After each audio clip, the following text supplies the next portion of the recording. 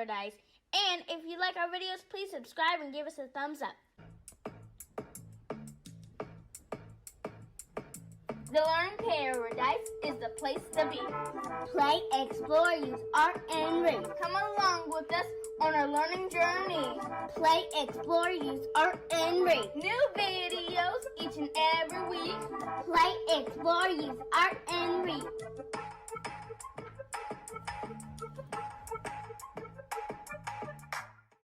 E is for explore. Hey guys, today's video is all about butterflies. Hopefully you saw part 1 for this video. If not, you can go and check that out now. This is part 2 of our butterflies. And you hear the birds? Well, birds are also classified as pollinators because last week was National Pollinators Week. So birds, butterflies, bees, and other bugs that go on flowers and move to flower from flower are classified as pollinators. Hopefully you guys enjoyed today's video. For the past couple of days, this is what our butterflies look like. And it didn't take that long until we realized when we walked by that one of our butterflies had actually emerged from the chrysalis. And then the rest of the butterflies just kept joining in. Hey guys, I'm back and look what we have here. Some of our butterflies have emerged from their chrysalis. And as you can see, the chrysalis is lighter because, well, they're not in there anymore. Now, we can't touch the habitat because our butterflies need a rest after going through a long, and I mean a long process. Like, if you were doing a lot of exercising, wouldn't you need a rest after that long process too? Just like our butterflies. So, as you can see, our butterflies are leaking red, and you guys may see this too on your butterflies. Now they're leaking red, and I'm not going to call it red anymore, I'm going to call it meconium. Now meconium is waste that our butterflies don't need to complete their metamorphosis. So they don't need any of the meconium, which means that you might want to put a paper towel or anything on the bottom of your habitat. So if you have not put your butterflies up there, then you need to put something down at the bottom of your habitat. That way it won't be able to get on any furniture, and I bet your parents don't want meconium on their furniture. So our paper towel that we had down here for one of our little caterpillars, it has some of the meconium on it. So you're able to see some of the red meconium.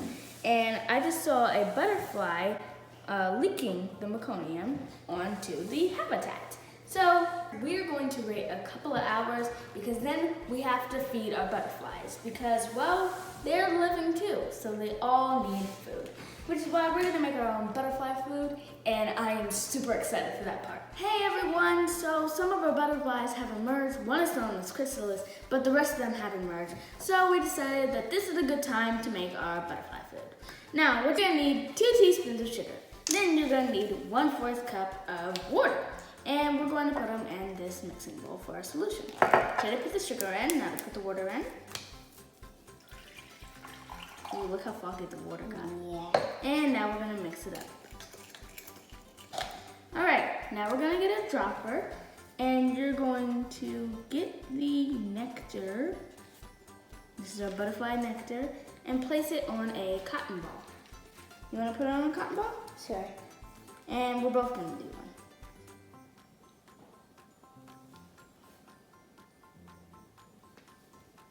Okay, ooh. Drop the dropper. Now we're just putting a few drops up here on our cotton ball. And then you're gonna put it on a paper plate. We had a big paper plate, so I just cut it so it'd be a little smaller to go in our habitat. Now, if you don't wanna do this, you can also put fresh fruit like oranges or watermelon, or you can just put flowers in there and the butterflies will be able to get, well, nectar. But we made our own nectar. So now it's time for the part that I'm a little scared of, putting my hand in the butterfly habitat to put the nectar in. Okay, so one of our butterflies is on the top of our habitat. Now what we might need to do is knock him off. So, need to get up. He's connecting connecting to the net. What in the world? I know. Get up, dude. Hi, you're the one stopping us. Ooh, don't shake the whole habitat. The other ones are on the ground. Ooh, look, he's shaking his little abdomen. He's shaking it. I guess that's what they do in the wild to warn off predators. But, dude, wake up. Come on. No, I can't do this forever, okay? I really want to give them their food. Watch him crawl. Yes, crawl away from the zipper. Go, my little butterfly. Go down Crawl there. away.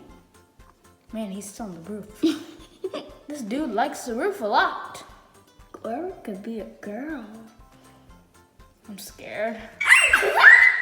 Okay, Lauren. Oh my God, What you gotta do is you gotta make sure that they don't go up there while I put the food in.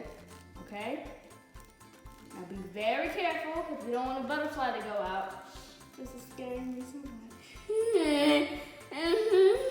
And guys, if you're doing this, don't do it by yourself. Yes, you. Oh, no. Okay. Now, Lauren, if they try to fly out, now we don't want the cotton ball to fall out. I need you to open the zipper more because cotton balls will not go in. Okay. Scaring me. A little more.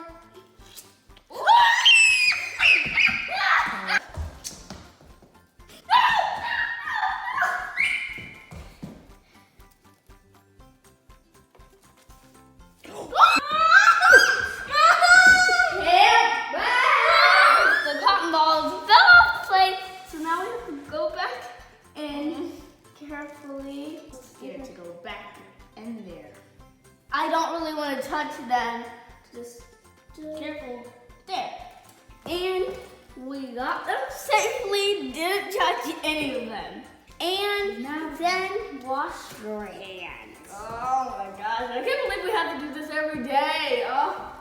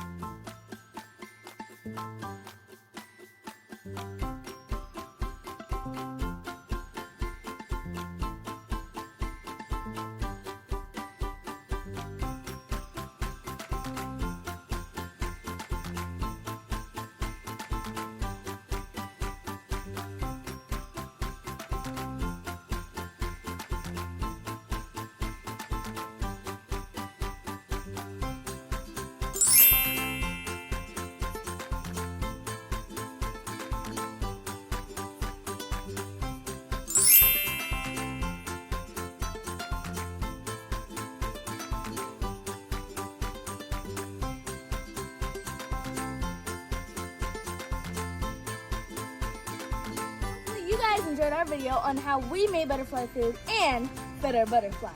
Next week, stick around so you can see our next video when we actually unleash our butterflies and see a twist. We'll see you next time on The Learning Paradise. Bye! Thanks for watching. We hope you enjoyed us. Subscribe to our channel and follow us on Facebook and Instagram.